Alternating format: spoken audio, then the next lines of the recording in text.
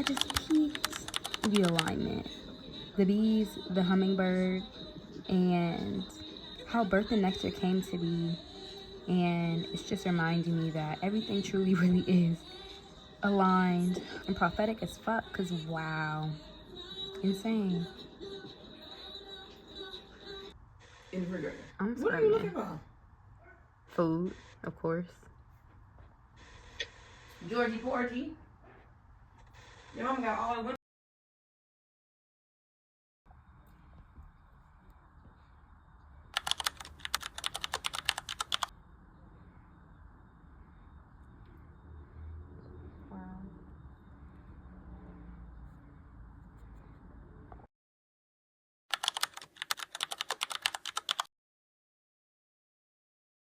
Girl,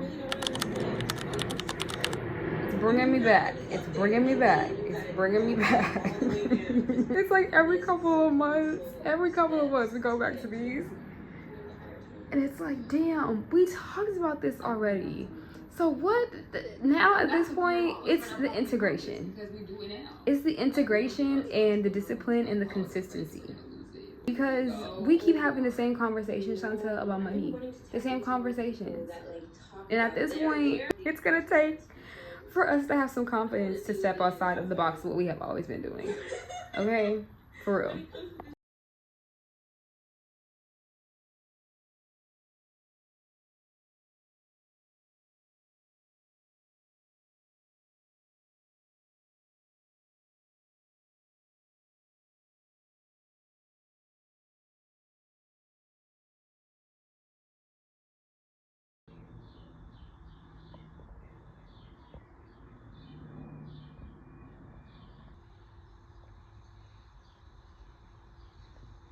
That's beautiful. That's beautiful. I love.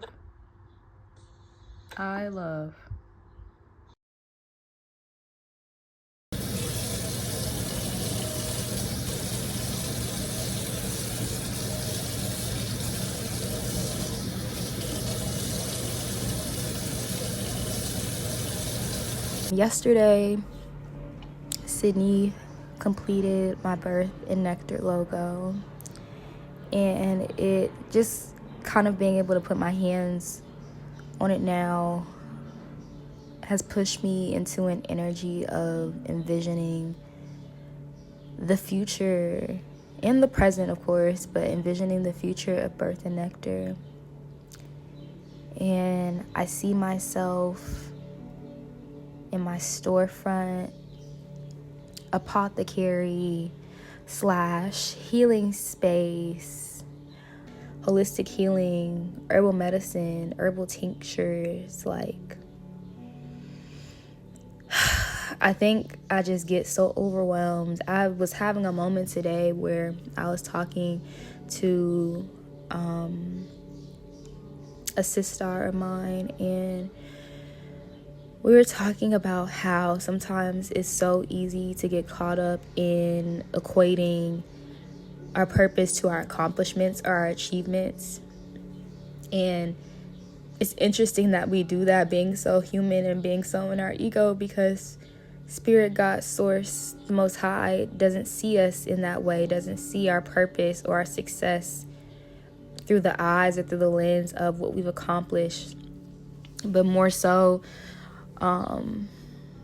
through our heart space and what it is that we share with the world when no one's looking, and even when people are looking, just when we're being our authentic self without it having to be backed by a brand or be backed by a box that we put ourselves in, or superficial titles, anything like that. Like, we are what we are. And so in this journey of really building this, I don't even want to call it business, but this expression, this very innate ancestral expression that I feel called to continue to expand, I'm challenging myself with that. I'm challenging the belief that I have to compartmentalize all these different parts of myself, all these different parts of my expression, in order for it to be received, because that's not true. And I'm challenging myself to be greater, in the sense that I know that we're moving into an age where people are open to more. We're moving into an age where people are, and myself included, are open to more knowledge and education, information, inspiration, tools, and insight, and wisdom, and medicine, and new innovative ways of doing and being and building and expanding and expressing. And so I just wanted to talk to myself and just get my thoughts out, to really help me push past these feelings of overwhelm, and to really break down why I'm feeling so stressed, because I'm recognizing that I'm creating the stress myself, when I could just flow and allow for the divine to help me express what it is that I'm being called to express. And if the divine would never put itself in a situation where it would fail or not succeed in what it set out to do, and we are one, then how could I ever fail or not succeed in what my heart calls me to do? So, yeah.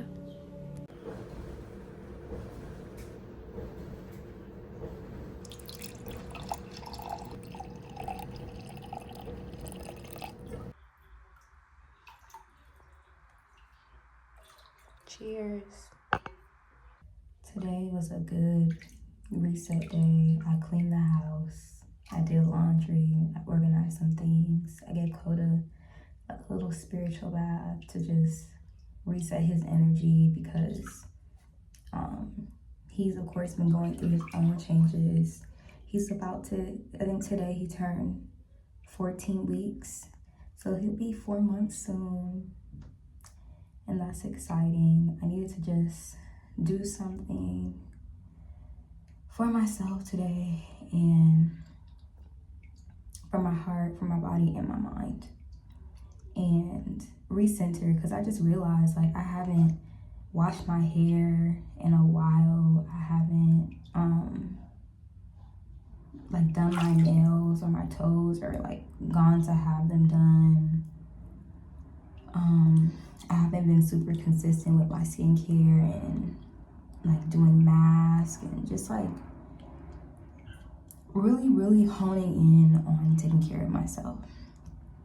And so that was my mission today. I had to like give myself grace because I have also been going through so many changes, like experiencing heartbreak, going through the ebbs and flows of getting my business on track, and really stepping into that, stepping into being a dog mom, like, while also trying to like recalibrate my own routine in this new cycle. It has been a lot to process, and it's probably something that I should journal about more, but I find myself running from my journal. I don't know what it is about that. Like, y'all know when I get down with the words, I get down with the words. And I don't know if it's me like sabotaging what my heart wants to say, or if it's me, like opposing energy or my own resistance to like really process it all. Because as strange and uncomfortable as the feeling is,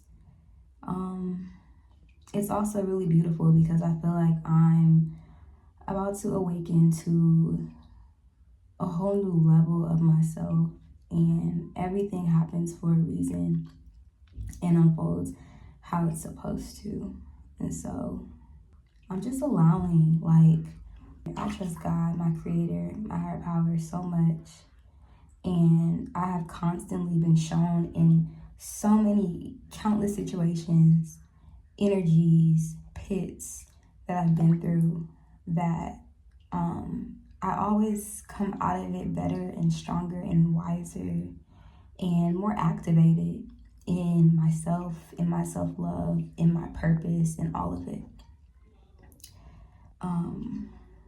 So I'm just allowing and giving myself space in order to recalibrate myself and create this new life that I've been asking for. I had to move the light closer to me to just feel the energy, okay? Something that's really been helping me heal is really nestling myself in the fact that redirection and delay and rejection is truly always God's protection. And we hear that shit all the time. Like, it sounds so damn cliche. It be sounding annoying. You don't want to hear it in the moment, but it's really true. We ask for certain things, and if whatever it is that we are building is not built on in purpose and on solid ground and in authenticity, it will crumble eventually. Like, it will reveal itself, you know, and it's always for our highest good. It's okay for us to surrender and release and really allow the divine to have its way in our lives. Of course, we control what we can control about us and how we move.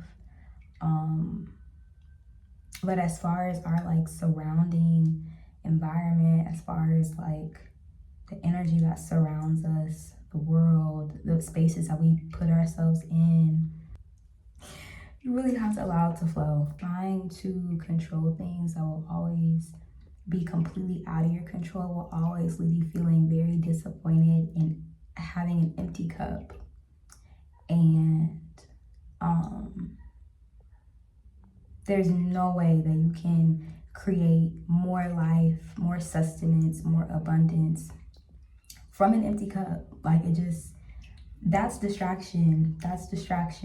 And anything that is distracting the heart space in that way, where there's no stability and there's just constant stagnancy, like, there has to be a shift. There has to be a change and an adjustment. And that's where we have to learn to be adaptable and to trust ourselves. And trust where we're being led. So, yeah. I believe the Great Pyramid of Giza, I forget which chakra it activates. Part of me believes that it's the heart chakra, but I have to confirm and double check. There's a ley line that's there where it's supposed to stimulate and activate and heal and repair a certain chakra. And it's so interesting because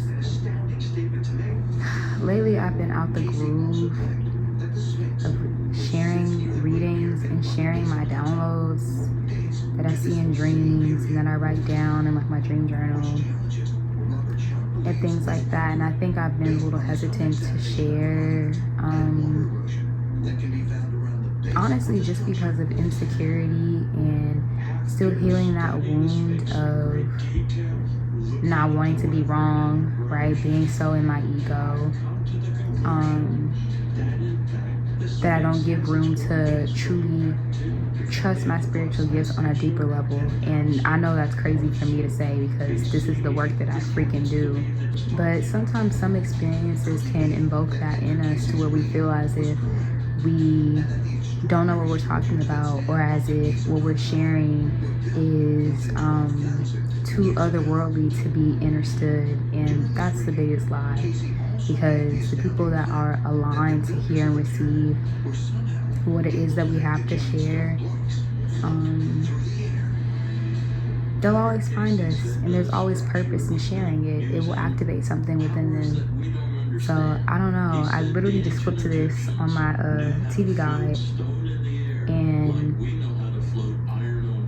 it's just really, I don't want to say igniting something within me, because yes it is, but this is something that I've been kind of contemplating all week long.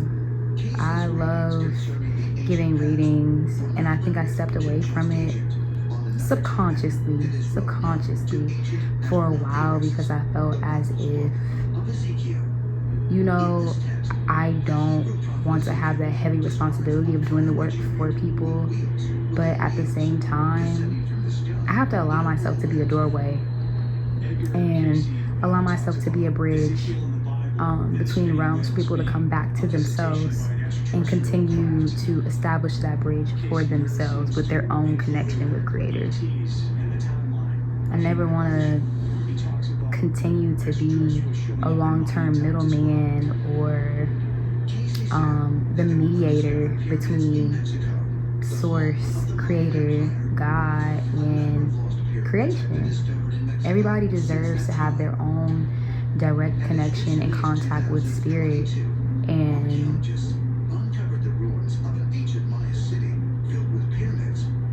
I guess that's what I'm trying to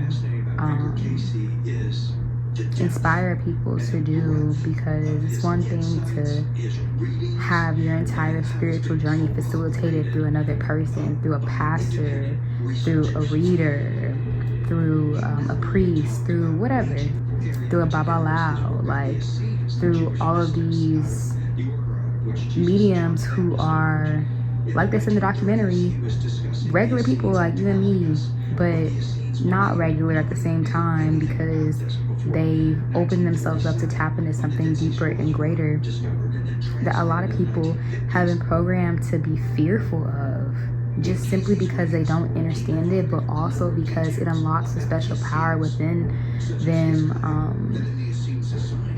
that can just completely change the trajectory of where we're going in this plane, in this realm, what we're doing, who we're being, how we're showing up in community, and all the things. Like, it's so much bigger.